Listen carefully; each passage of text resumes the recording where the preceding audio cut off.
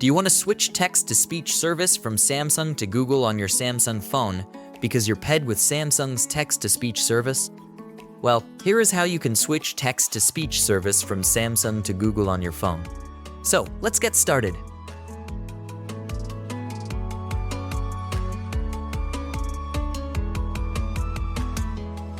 First, open up the settings, then scroll down a bit.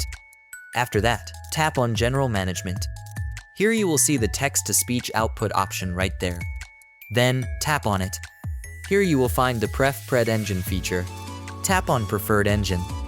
From here you can change your preferred engine like Samsung to Google. To do that, just tap on Speech Recognition and Synthesis from Google. Here it changed.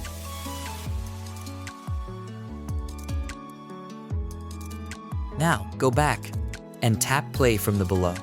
So guys, this is how you can switch text-to-speech service from Samsung to Google on your Samsung phone. Hope you find this video useful.